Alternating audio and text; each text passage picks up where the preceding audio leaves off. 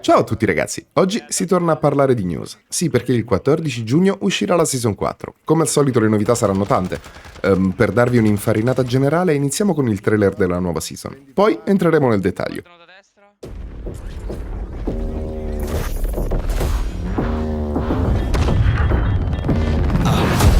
Trying to show you what we came to do. Only talking, making major moves. Rolls Royce, no top. Me, no one will ever stop.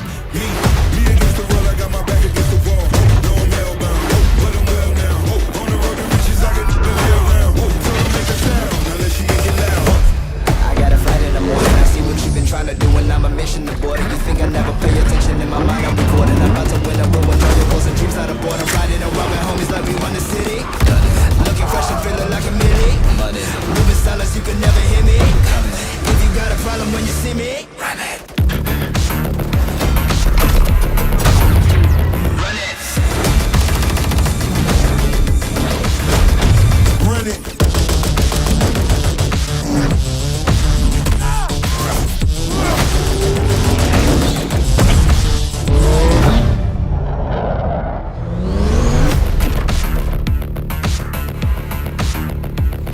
Da destra. Prima di discutere qualsiasi cosa, inizio subito col farvi vedere la roadmap sia per Warzone 2 sia per Modern Warfare 2. Eccola qui. La prima cosa che salta subito all'occhio è la nuovissima mappa, Vondel, una mappa che sinceramente non vedo l'ora di provare. Nel frattempo vi faccio girare un po' di immagini di piccoli scorci di questa nuova mappa. Vondel, come l'Activision stessa la definisce, si posiziona in termini di grandezza esattamente tra Al-Mazrah e Ashika e potrà contenere fino a 18 player in DMZ e 72 player in modalità ritorno.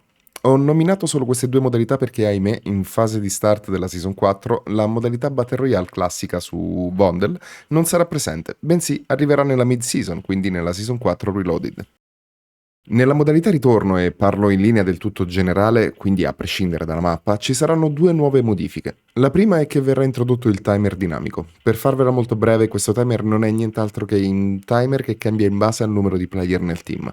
Quindi se ad esempio qualche random si disconnette dalla partita, essendo voi in inferiorità numerica, respawnerete prima.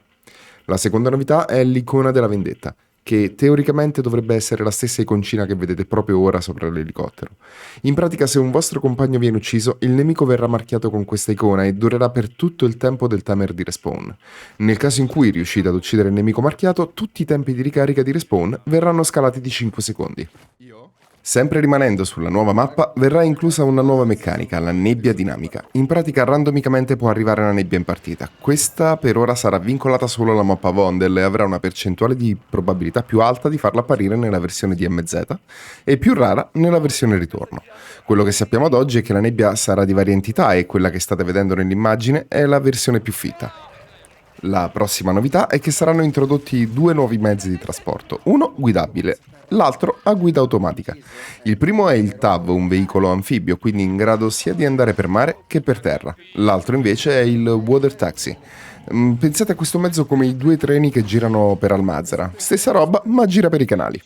Per quanto riguarda Al-Mazrah invece, quello che sappiamo ad oggi è che ci saranno piccole modifiche alla mappa. Non ci sarà più la tempesta di sabbia in tutta la zona nord, ma il suo passaggio ha comunque lasciato dei danni. Se non ho capito male, proprio ad Al-Mazrah City abbiamo infatti uno screen della parte tra palazzoni ed embassy dove si può ben vedere che ora ci sono delle dune di sabbia anche in città. Passando ai nuovi personaggi ne troviamo ben 5. Il primo è Nikto, la seconda è Ana Vega, il terzo è Io, la quarta è Izanami e il quinto è Butch, ma non abbiamo la più pallida idea di come si è fatto. Ora vi rubo solo un attimo per dirvi che se il video vi sta piacendo, iscrivetevi, mettete like e attivate la campanella. Per voi è completamente gratuito, ma per il mio canale è di vitale importanza.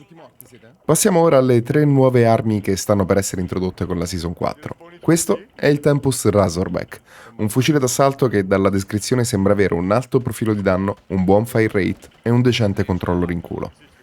Questo invece è l'ISO 45, come lo definisce l'Activision lo sgombera stanze, descritto con un altissimo fire rate, altissimo danno e molto rinculo. Infine, questo è il Tonfa.